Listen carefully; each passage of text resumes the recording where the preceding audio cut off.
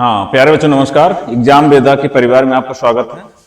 बच्चों आज हम क्योंकि कक्षा का अनुक्रम के अनुसार आज हम बायोलॉजी की पहली कक्षा लेके चल रहे हैं आपको, क्योंकि मैंने कहा कि हम जो है फिजिक्स, बायोलॉजी और केमिस्ट्री तीनों को पढ़ाने का काम मेरा है। मैं आपको बेस्ट से बेस्ट कंटेंट प्रोवाइड कराऊंगा। उसी तर्ज पे हम बायोलॉजी के चैप्टर की शुरुआत करने जा रहे हैं। ध्यान दीजिएगा बच्चों। ठीक,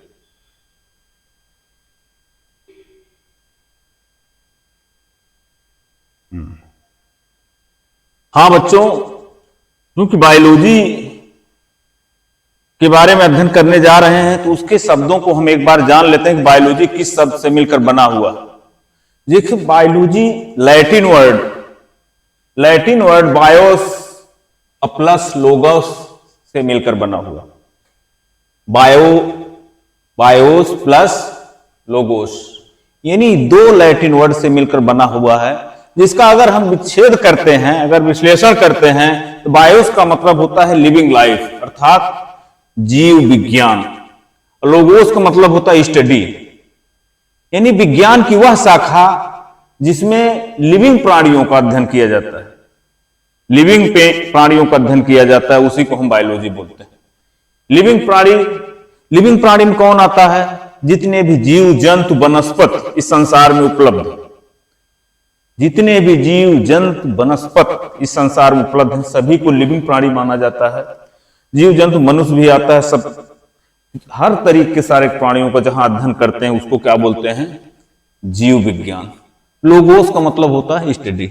लोगोस जो है एक लैटिन वर्ड है जिसका मतलब होता है स्टडी। कहने का मतलब बायोलॉजी का मतलब होता है the study of living thing, मतलब सजीव वस्तुओं का अध्ययन। विज्ञान की जिस शाखा के अंदर सजीव वस्तुओं का अध्ययन करते हैं उसी को हम बायोलॉजी बोलते हैं। ठीक है, तो विज्ञान की जिस शाखा के अंदर हम सजीव वस्तुओं का अध्ययन करते हैं, यानी जीवधारी वस्तुओं का अध्ययन करते हैं, उसी को हम बायोलॉजी बोलते हैं अर्थात जीव विज्ञान। उसको जीव विज्ञान कहा जाता है। ठीक है,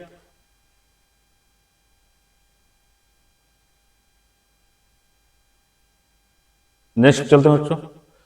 अब हम ये देखते हैं कि ये बायोलॉजी शब्द देने वाला व्यक्ति था कौन। प्यारे बच्चों ध्यान देना है कि बायोलॉजी शब्द देने वाला व्यक्ति था कौन, यानी फादर ऑफ जनक। आप देख रहे हैं एक झीड़ झंखाड़ वाले पुरुष को, जिसने दर्शन और राजनीति के क्षेत्र में भी महान काम किया था।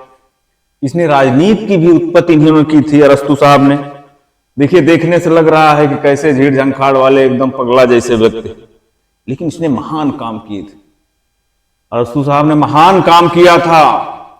इन्हें ही फादर ऑफ जियोलॉजी मतलब बायोलॉजी कहा जाता। इनको फादर ऑफ बायोलॉजी कहा जाता है। फादर ऑफ बायोलॉजी इन्हें कहा क्यों जाता है? इन्होंने लगभग 500 अधिक जीव जंतुओं पर खोज किया था। उन्होंने 500 अधिक प्राणियों पर अपने अध्ययन कर करके एक नया इतिहास कायम किया था जीव विज्ञान के क्षेत्र में। इसीलिए इनको फादर ऑफ बायोलॉजी कहा जाता है। देखिए फादर ऑफ बायोलॉजी थे ही, बाद में बायोलॉजी की एक शाखा जूलॉजी और बॉटनी में क्रिएट होती है। जूलॉजी और बॉटनी में, तो कहने का मतलब father of biology. Father of biology थे कौन? एक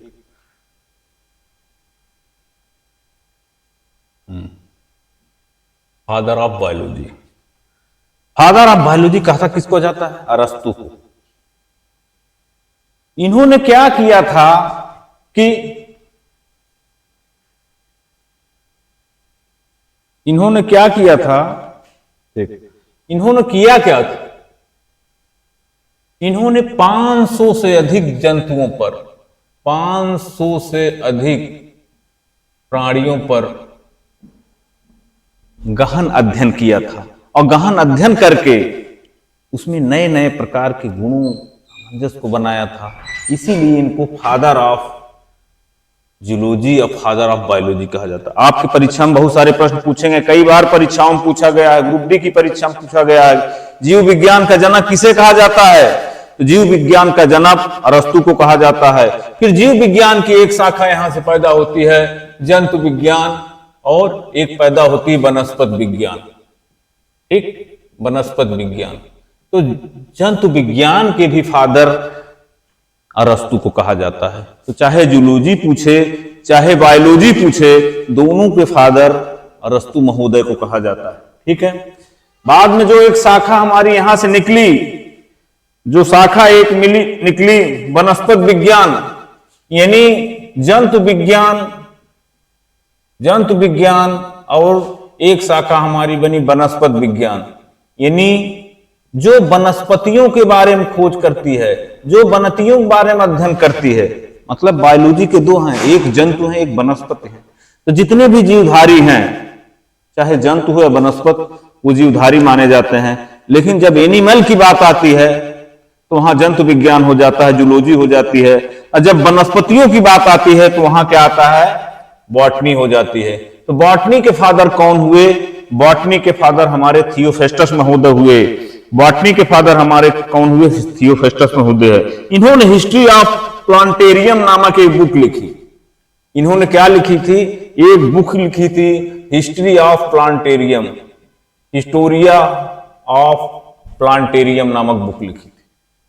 प्लांटेरियम, इन्होंने एक बुक लिखी थी। एक परीक्षाओं में कई बार पूछा गया है कि हिस्टोरिया ऑफ प्लांटेरियम नामक पुस्तक किसने लिखी थी? हिस्टोरिया ऑफ प्लांटेरियम नामक पुस्तक को लिखने वाला कौन व्यक्ति था? थियोफेस्टस महोदय थे। इन्हों की ही वनस्पति विज्ञान का पिता कहा जाता है। तो वनस्पति विज्ञान का पिता दोस्तों किसको कहा जाता है? वनस्पति विज्ञान का पिता थियोफेस्टस महोदय को कहा जाता है। देखिए, जितने भी महान व्यक्ति हैं वो हमेशा झीड़ झंखाड़ वाले व्यक्ति हैं। बड़ी बड़ी ढाड़ी होगी, पगला जैसा चेहरा होगा, लेकिन कितना महान कार्य किया है। आज हमारे देश के राष्ट्रपति जो इस बीच में नहीं रहे, कलाम साहब, उनको देखने से पगला जैसे ही लगते थे, लेकिन उन्हें मिसाइल मैन कहा जाता है। ठीक है, उसी तरह अरस्तु को देख रहे हैं। इन्होंने भी हिस्टोरिया ऑफ एनिमिलिया नामक बुक लिखी थी। हिस्टोरिया ऑफ एनिमिलियम नामक बुक लिखी थी। हिस्टोरिया ऑफ एनिमिलिया नामक बुक लिखी थी। उसमें 500 से अधिक जीवों पर उन्होंने खोज किया था, उस पर अध्ययन किया था। मतलब फादर ऐसे नहीं कहा जाता कोई भी, बड़े संघर्ष की कहानी होती है। इन्होंने इतने संघर्ष किया और संघर्ष करके अंत में जीवों के बारे में एक नया आयाम दिया, नई खोज दी। उसी के कारण इनको फादर ऑफ जूलॉजी या फादर ऑफ बायोलॉजी कहा जाता है। ठीक है, उसी तरह थियोफेस्टस महोदय ने हिस्टोरिया ऑफ प्लांटेरियम नामक पुस्तक लिख करके उसमें 5.5 देखिए, अभी हम लोग देख रहे थे फादर ऑफ बायोलॉजी किसको कहा जाता है? अरस्तु को। उसके बाद हमने देखा फादर ऑफ जूलॉजी किसे कहा जाता है? वो भी अरस्तु को। और फादर ऑफ बॉटनी थियोफेस्टस को कहा जाता था। इसके बारे में मैंने बताया कि अरस्तु महोदय ने बहुत सारे प्राणियों पर खोज किया था, वनस्पतियों पर खोज करने वाले थियोफेस्टस थे, इसीलिए उनको फादर कहा जाता। अब आप देखते हैं फादर ऑफ सूक्ष्म जीव, माइक्रोबायोलॉजी का जनक किसे कहा जाता है? देखिए, सूक्ष्म जीवों पर जो खोज करने वाले पहला व्यक्ति कौन था? एंटोनी लियोनहोंग। एंटोनी साहब ने जो माइक्रो बैक्टीरिया हैं, सूक्ष्म जीव हैं, जो माइक्रोस्कोप से अध्ययन किया जाता है, जिनके बारे में देखा जाता है, उनके बारे में गहन विश्लेषण किया, उनका पता लगाया, और उसी के साथ ही उनको सूक्ष्म जीव विज्ञान का जनक या फादर ऑफ माइक्रोबायोलॉजी कहा जाता है। ठीक है, इसके अंदर आपका वायरस का अध्ययन करते हैं, जितने भी बैक्टीरिया हैं, छोटे छोटे जीवाणु, उनके बारे में अध्ययन यही करते हैं, उनसे संबंधित होने वाली सारी बीमारियों का अध्ययन इसमें करते हैं। इसीलिए इनको क्या कहा गया? फादर ऑफ माइक्रोबायोलॉजी, यानी सूक्ष्म जीव विज्ञान के जनक कहा गया। नेक्स्ट हम देखते हैं। अब तीसरी शाखा हमारी इसमें पैदा होती है, कौन सा? तीसरी शाखा हमारी पड़ती है गेंगर मेंडल साहब का। मतलब अनुवांशिक का पिता किसे कहा जाता है? फादर ऑफ अनुवांशिकी, यानी अनुवांशिकी का जनक किसे कहा जाता है? अनुवांशिकी का जनक इसको कहा जाता है। अनुवांशिकी होता क्या है, सबसे पहले तो जान लेते हैं। जेनेटिक्स मतलब किसी भी प्राणी का एक पीढ़ी से दूसरी पीढ़ी में गुणों को ले जाने का काम विज्ञान की जिस शाखा के अंदर करते हैं उसी को अनुवांशिकी कहा जाता है। यानी आपने देखा होगा कि कोई भी फादर का कोई भी बेटा है तो अपने बाप जैसा होता है, अपने बाप जैसा होता है, अपने पिता जैसा होता है, या परिवार में किसी और की तरह हो जाता है। तो कहने का मतलब परिवार के अन्य सदस्यों के गुणों को एक पीढ़ी से दूसरी पीढ़ी में ट्रांसफर होता है, उनके गुणों को एक पीढ़ी से दूसरी पीढ़ी में ले जाया जाता है। उस शाखा का जिसमें हम अध्ययन करते हैं उसी को कहा जाता है फादर और अनुवांशिकी की शाखा। इसके जनक कौन है? इसके जनक ग्रेगर जॉन मेंडल। मेंडल साहब ने सबसे पहले इसकी खोज मटर के पौधे पे की थी। आप लोग पढ़े होंगे किताबों में पहले कि अनुवांशिकी का जनक किसे कहा जाता है? ग्रेगर जॉन मेंडल को। इन्होंने मटर का विधिवत अध्ययन किया और पता लगाया कि मटर के जो बीजों पर इन्होंने रिसर्च किया। रिसर्च करने पर इन्हें पता चला कि इसके लक्षण एक पीढ़ी से दूसरी पीढ़ी में 7 पीढ़ियों तक पृथक्करण के नियम के अनुसार बढ़ते हैं। इसी कारण इनको फादर ऑफ जेनेटिक्स अर्थात फादर ऑफ अनुवांशिकी कहा जाता है। अनुवांशिक विज्ञान का पिता कहा जाता है। ठीक है, अनुवांशिक विज्ञान का पिता कहा जाता है। ठीक है, अब इसमें बात ये आती है बच्चों, बात ये आती है कि आखिर ये बताइए क्या जो चीज है जिसके कारण सजीव और निर्जीव 2 चीजें आती हैं। सजीव क्यों कहा जाता है? मतलब बायोलॉजी में 2 बातें आती हैं, सजीव और निर्जीव की बात। तो सजीव किसको कहा जाता है? सजीव उसको कहा जाता है जिनका विकास सेल से होता है, मतलब जिनके शरीर का निर्माण सेल से शुरू होता है उसे सजीव कहा जाता है। कहने तो सजीवों की बॉडी किससे बनती है? सेल से बनती है। तो जहां हम सजीवों का निर्माण सेल से होता है उसे जंतु विज्ञान या वनस्पति विज्ञान कहा जाता है। और जब निर्जीवों का इनका विकास किससे होता है? इनका विकास परमाणुओं से होता है।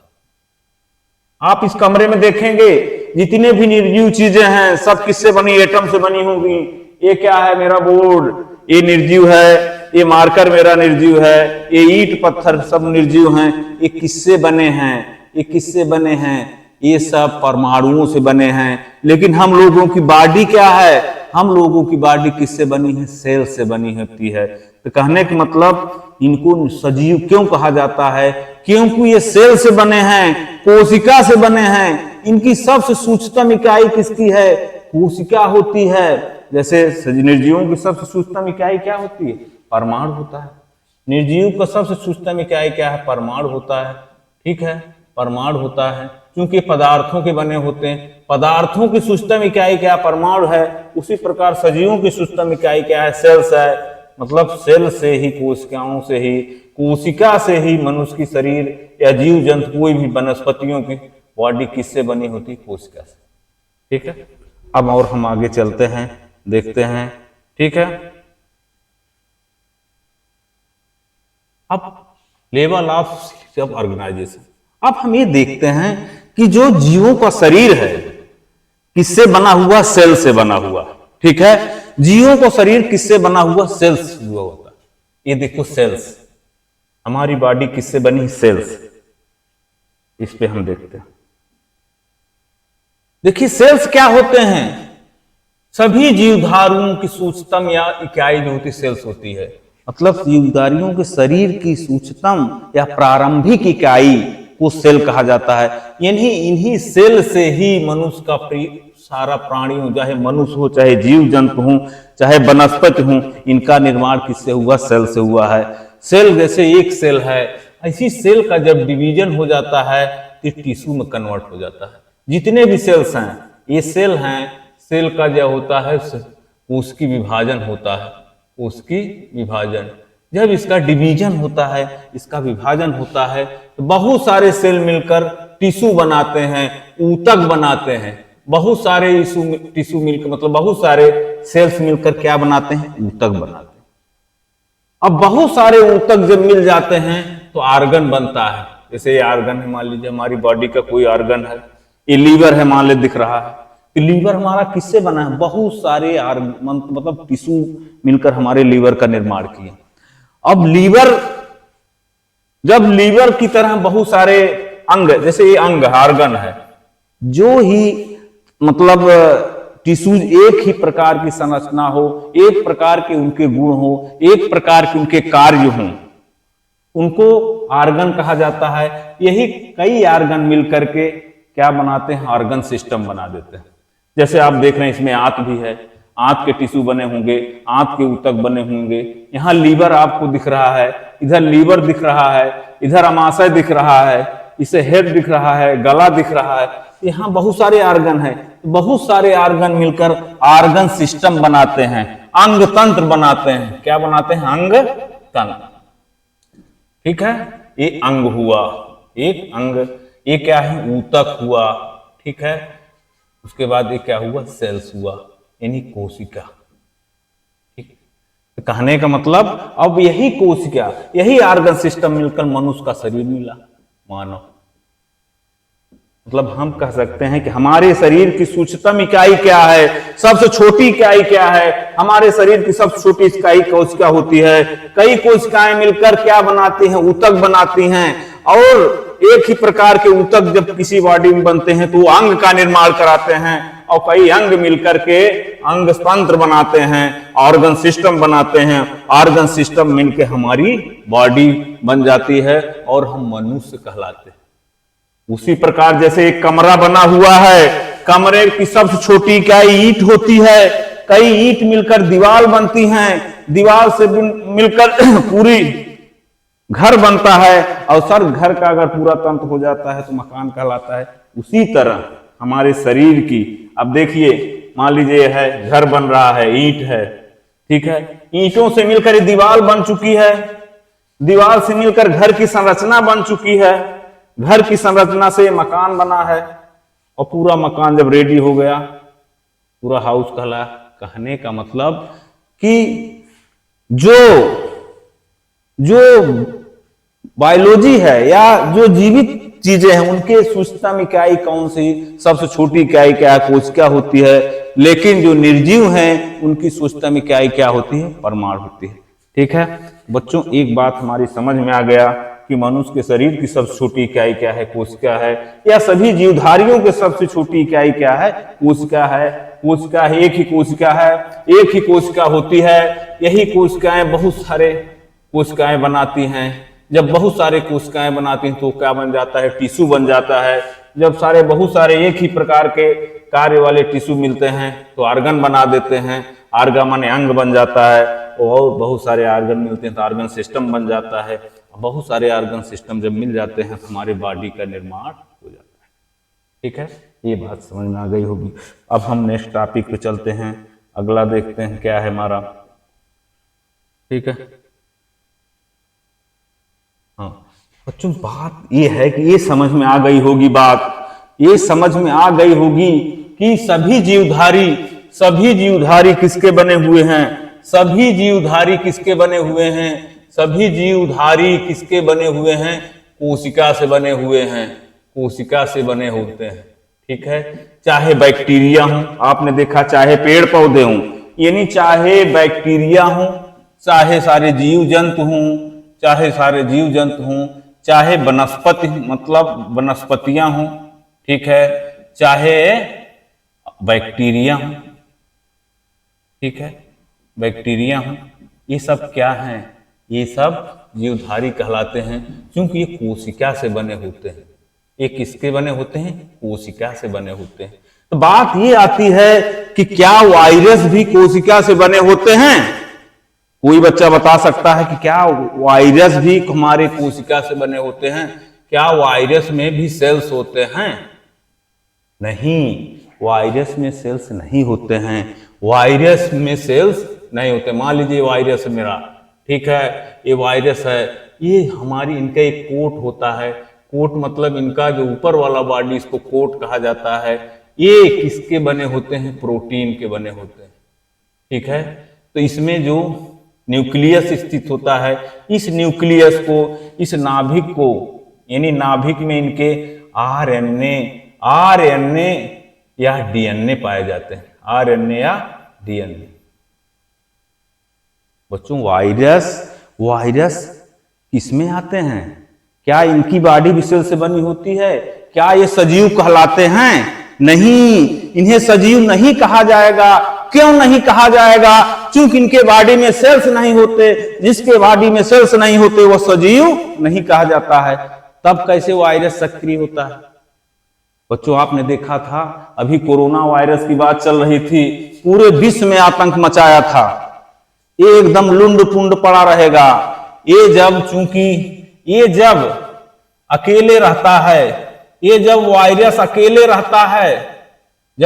अकेले रहता है, तो लुंड पुंड पड़ा रहता है। इसके कोई क्षमता नहीं, ऐसे गिरा रहेगा, ऐसे लेटा रहेगा। लेकिन जब इसको किसी जीवित प्राणी की सेल्स मिल जाती है, जीवित मनुष्य या जीवित वनस्पतियों की सेल्स कोशिका मिल जाती है, तो उससे क्रिएट करके बहुत सारे जीवाणु बना लेता है, बहुत सारे वायरस बना लेता है, ठीक है। उस समय एक्टिव हो जाता है।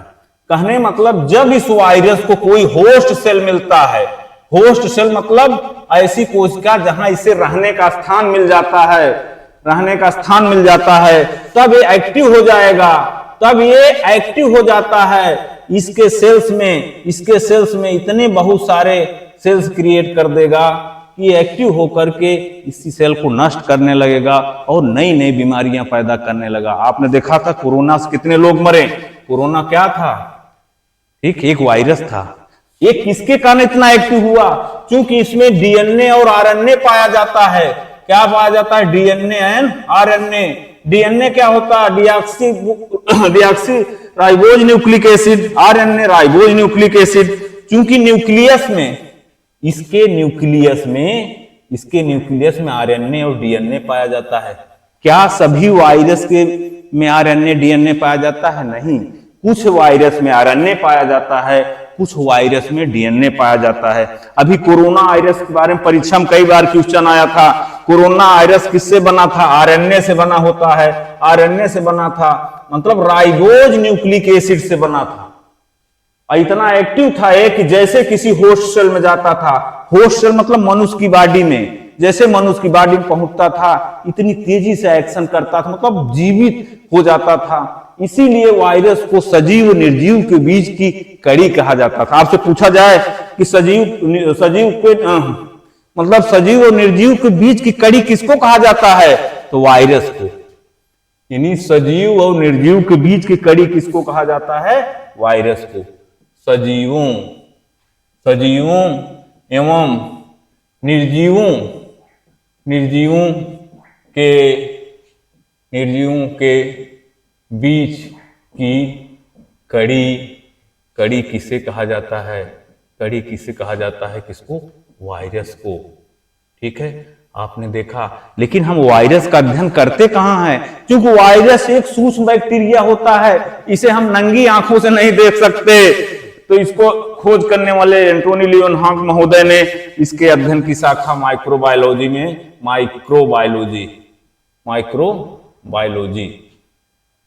माइक्रोबायोलॉजी की शाखा में इसका अध्ययन करते हैं। मतलब आपसे पूछा जाए कि वायरस का अध्ययन जीव विज्ञान के किस शाखा के अंदर करते हैं, तो वायरस का अध्ययन जीव विज्ञान की माइक्रोबायोलॉजी या सूक्ष्म विज्ञान की शाखा, सूक्ष्म जीव विज्ञान की शाखा में करते हैं, ठीक है। आपको पता चल गया बहुत सारी चीजें। क्या वायरस सजीव की कड़ी में आता है? नहीं आता। क्यों नहीं आता? क्योंकि उसमें सेल्स नहीं होते। और सेल्स किसमें होते हैं? सेल्स केवल सजीवों में होते हैं। ये जब किसी होस्ट सेल में जाता है, किसी सजीव के सेल में जाता है, तो एक्टिव हो जाता है और इतनी बड़ी से क्रिया करता है कि आपकी बॉडी में एक्टिव हो गया तो लाखों सारे वायरस पैदा कर देगा, आपकी सेल्स को नष्ट करने लगता है, डैमेज करने लगता है। इसी कारण इसको सजीव निर्जीव के बीच की कड़ी कहा जाता है। प्यारे बच्चों, आज बहुत सारी जानकारियां आपको मिली होंगी।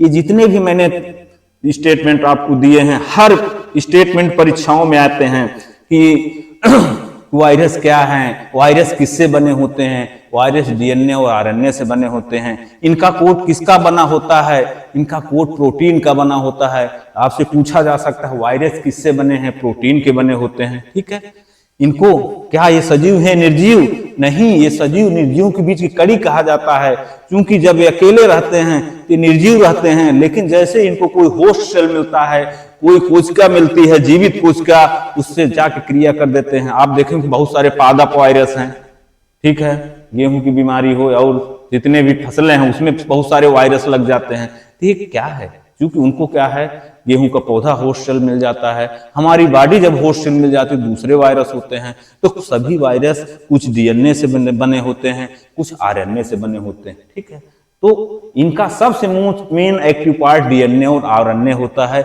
उसी डीएनए और आरएनए की मदद से क्रियाशील हो जाते हैं। ठीक है, जहां आपने देखा कि सजीव सेल से बने होते हैं, ये किससे बने होते हैं? ये बिना सेल के होते हैं, ये अकोशिकीय प्राणी होते हैं। आपसे पूछा जाए क्या वायरस सेलुलर होते हैं? नो, वो अकोशिकीय होते हैं। ठीक है, असेलुलर होते हैं। ओके, आज से जान लीजिएगा बच्चों।